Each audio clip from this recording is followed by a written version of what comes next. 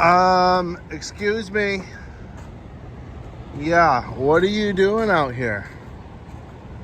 Huh? You better get back in your home. You better. Happy Monday. I tell you what, it is a foggy morning out. The video doesn't really do it justice. I mean, we're right behind this spreader. You can't even hardly see the hayfield in front of it. Feels like fall. I guess because it is fall. Dude. Hey, good morning, guys. Welcome back to the channel. Happy Monday.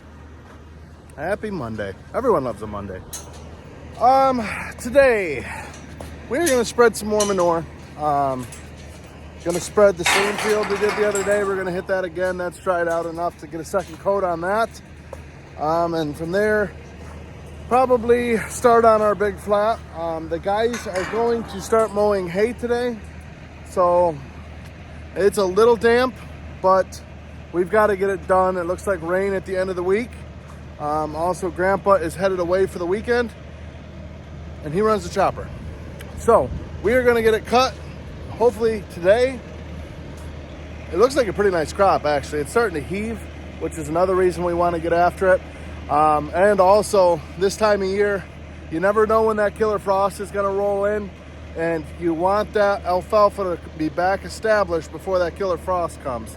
So the sooner we get it off, the sooner it gets back to regrowing, and hopefully the frost won't affect it as bad.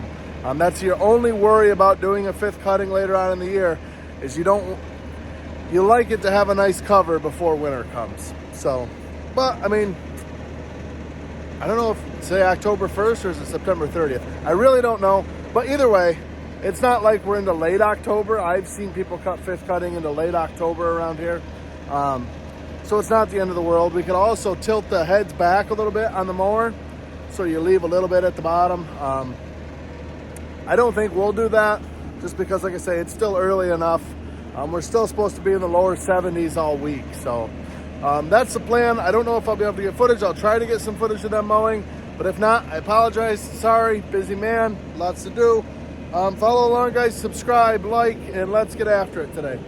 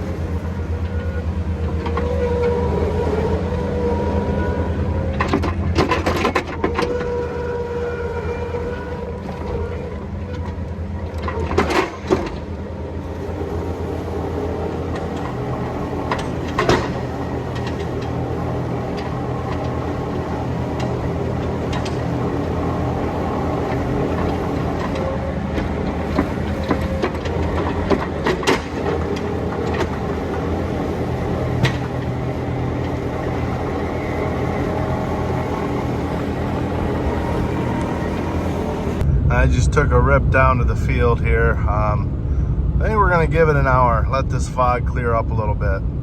It gets real dangerous with the semi making the sharp turns and this fog pulling in and out of fields with the fog. or unloading off the side of the roads with the fog. So I give it about an hour. No. Yeah, they're out cutting hay. Good deal. Yeah, I would say within an hour the fog should be lifted, but it's just not worth it getting in an accident going out in the heavy dense fog, in my opinion. Just my opinion. It's not even worth 2 cents, maybe a penny. But all right, quick vent session. What engineer or designer or whatever is designing these drive-throughs at these, you know, chain restaurants here? Just swung through Tim Hortons, get my wife a coffee on the way home to get the kids. It's a long night with 3 young kids that didn't want to sleep. So, you know, nice husband that I am, I figured I'll surprise her with a good coffee. Why is everything so curvy, windy, bendy, and narrow? You're pulling through these drive-throughs, and it's like they've got the microphone right on a sharp curve. So when I pull in with the truck, I'm like 8 feet away. Oh, they can't hear me. They can't hear. It's like, well, yeah, put your microphone where it's straight so vehicles can get right up to the microphone. Why is everything got to be so bendy? And they've got curbs in there. I consider myself to be a good driver. I'm a Class A driver. I drive a lot. Consider myself to be a good one. The amount of times I've hit the curb driving through these stupid drive-throughs is insane. It's absolutely absurd that everything's got to be curvy, windy, bendy. Also, they made it a blacktop drive-through one, and part of it was just grass on both sides. And clearly I'm not the only one that was having trouble driving through these drive-throughs, because it was solid mud on the inside bend and on the outside bend, where anyone with a truck, you're forced to drive there. Now they got big stones lining both sides. It's like, just make it straight. I don't understand. Sorry. That's my little vent session.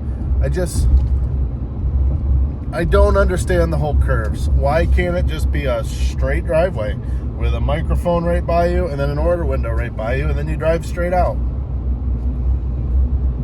If anyone out there is like some kind of engineer, designer, or whatever, let me know on that. All right, we're out here loading our first load. It's taking a little bit longer after I cleaned all that sand out the other day, which is good.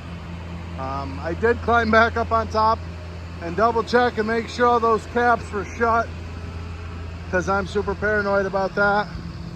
Same thing, knife valve shut, drain valve shut. Everything looks to be good, so hopefully we have a problem-free day. Well, we're on load number 5 down here. It's a little bit greasy on the top, but that big rubber on those on this spreader here, that keeps you floating. I was actually just talking with Tyler about it. But prior to getting this spreader, we had a HOOF 7300. So that was a tri-axle, but it had a lot smaller tires on it. And even being the tri-axle, that would definitely be cutting right now. It wouldn't be leaving big ruts, but you would see little dishes where the tires went. This spreader's got 35.5 R32s on it, Alliance radials. And you can see it's staying right on top. See, like this spot right here where it's a little slimy, you got like a 2-inch gap on the outside. That old HOOF would have really started leaving ruts here. This spreader just floats so well. Now that's not a shot at HOOF. I know the newer HOOFs you can order with bigger tires. I don't think you can get them with tires this big, but you can get them with bigger tires, and obviously 3/4 axle, which I think you can get the new Electra steers with at least 3 axles. I don't know if they got 4, but personally, I prefer the big tandem. There's 1 grease fitting on each side of that tandem. And that's it. You can the whole spreader I can run through. There's 2 in the front, 2 on the axle, and then your PTO shaft. That's it. Where you get a James Way or a HOOF or something like that with steering components, I understand the reasoning behind wanting steering components, but there's just so much more to grease. And I mean, you're crawling under muddy, stinky, dirty spreaders to do that. This thing you can 100% grease from the top. in literally 5 minutes. You could do the tractor and spreader in 5 minutes, and it just floats so well. Yeah, this was a marginal field. We weren't sure if I was going to be able to stay afloat because we did spread this the other day, but I mean, you can see it's sticking to my shoes, but the spreader is staying afloat. So I just wanted to point that out, just because we were talking about it, the difference between this and what we used to run. We love the flotation of these big tires on this Noom. Sounds like we're empty. You can tell when this is empty because it starts to surge. You can hear it. It's a dry hill system, so I just shut the motor off, lift her up, swing her over.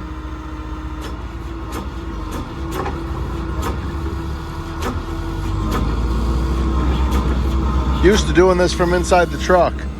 Then you close the knife valve and you are good to go. So, yeah, just quick little rundown. All right, guys, well, it's 4 o'clock now. We ended up, this is load number 21, so not a bad day all in all. I just got a call from my father-in-law, the hoof trimmers at the farm. We got to go get some dry cows with sore feet out. I marked them this morning. So Tyler's going to empty this load. I'm going to head back, park the truck, and he's going to meet me up at the dry cow barn. We'll get those cows sorted out for the trimmer. The guys have been mowing hay all day, both mowers. So I would imagine they've got a couple hundred acres at least down by now. The sun did end up coming out. Like, it turned out to be actually a pretty decent day. The fog didn't really lift until probably 11 o'clock this morning. But once that lifted, it really warmed up fast. So things are drying out. Hopefully that hay will push itself right along. So, yeah, we're gonna get this parked up and go up and see what we can figure out with the dry cows. All right, this is gonna be a little challenging because group 1 is coming back from the parlor up the alleyway that I gotta take cows down to the hoof trimmer. But we will get this figured out. For starters, I gotta get them sorted out. These chains set up the way they're supposed to be here. What I did this morning, I didn't have red paint like I usually mark the feet with. So I used the blue paint. I just put blue dots on the cows. So it should be helpful. I don't know. Guess we'll find out. While I'm waiting for Tyler here, I know there's a couple on the maternity packs. And this pen here, I could probably try to get them sorted out.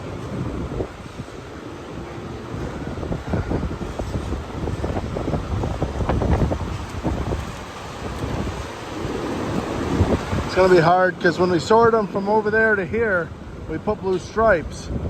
So that's gonna screw with my eyes a little bit, but come on, girlies.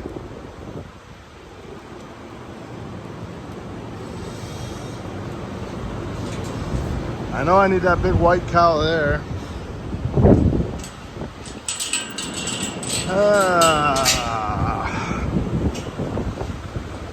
Well, maybe I'm just gonna lock them in here. I'll start getting them out of here.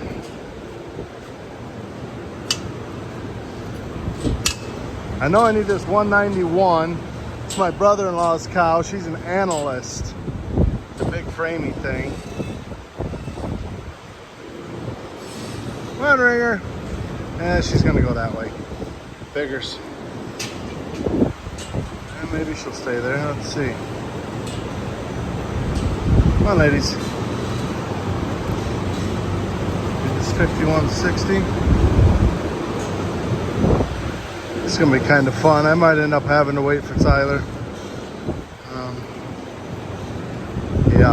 Yep, that's what we're gonna have to do. I will shut this gate. I'll shut the crosswalks. Come on, girls.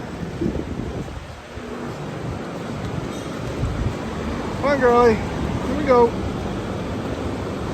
Some of these are pretty bad. Happy the hoof trimmer was able to make it today, actually.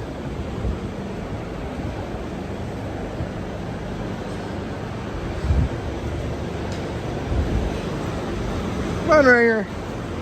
Yeah, this analyst cow, she could be a pretty nice cow here next lactation. She'll be a second lactation, I believe 3-year-old. But she's a whale of a cow right there.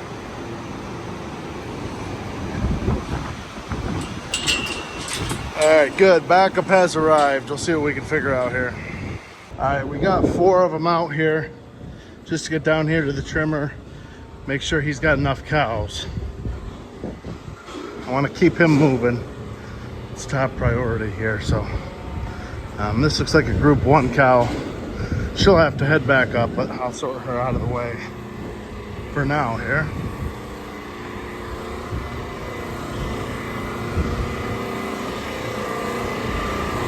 Got this generator running.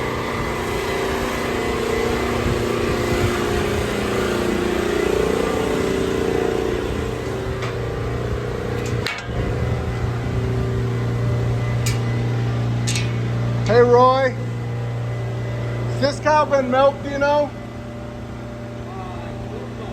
Okay. What's that?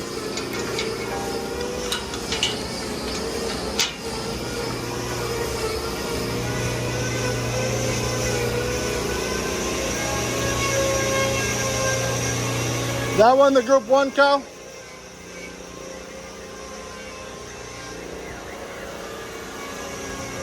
And we go. And we go. Come on now. Come on, up in, up in. There we go. Sometimes it can be a little challenging to get them up into the chute there because they're not used to going up in there. Come on, girls. Here we go. No.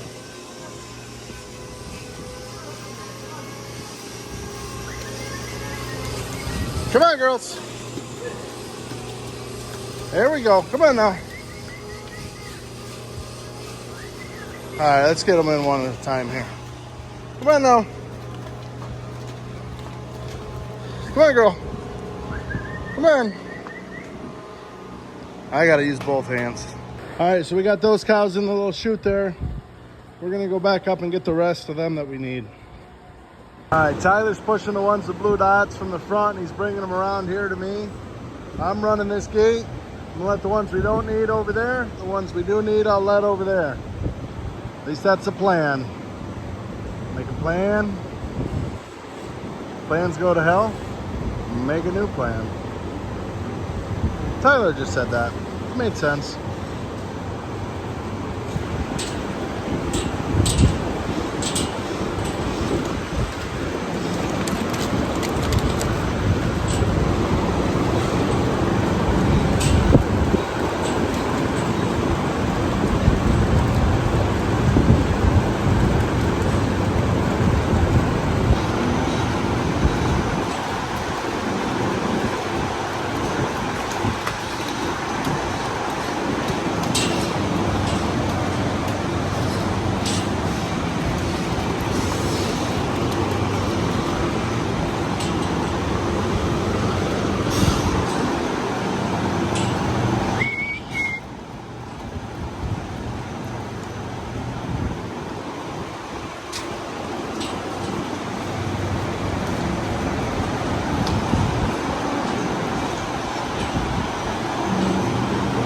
So what we were looking for is hoof warts, foot rot, and toes that are way overgrown.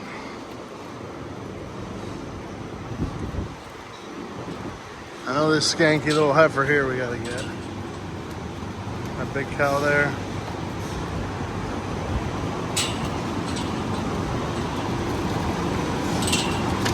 Hey. That one got by. What are you gonna do? She can go. Is that it?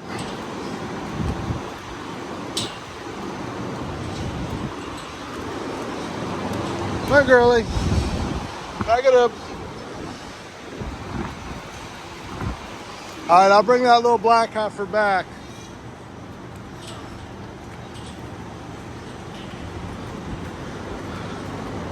There she is. This white heifer right here is a Lionel. On his proof, he's got bad feet and legs. Bad's an understatement for that bull. Every Lionel we have has long, ugly toes, feet, bad legs. So if you're out there, do not use the bull Lionel, because this is what you're gonna get right there.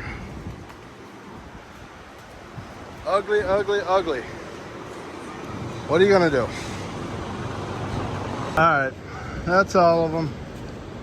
This one was actually on the maternity pen pack, but got her out. And that big white cow.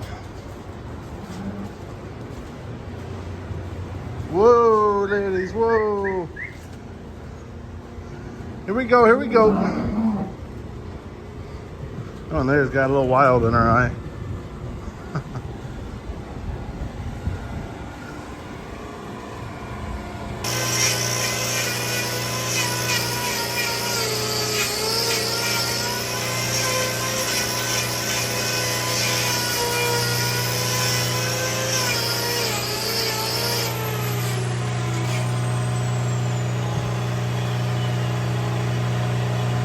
Well, he's got enough cows for an hour or so there. Just remembered I never emptied our slinger this morning with the dry cow manure in it, so I'm headed up to empty that. Got a new scraper. It's like Christmas on the farm when you get a new scraper. I didn't need a new one, but I only have one up here in the new barn, so it was always not in the right spot. It was either at the dry cow pen or our fresh cow group, and it was always where I didn't need it to be. So now I got one for each pen. So that's pretty sweet. So other than that, guys, that's probably gonna do it for the day. I'm tired. They did do quite a bit of work on the lagoon, the new lagoon. I'll show that to you guys tomorrow. How about that? Other than that, guys, thanks for watching. Hit that subscribe and like button, and we will see you tomorrow. Adios.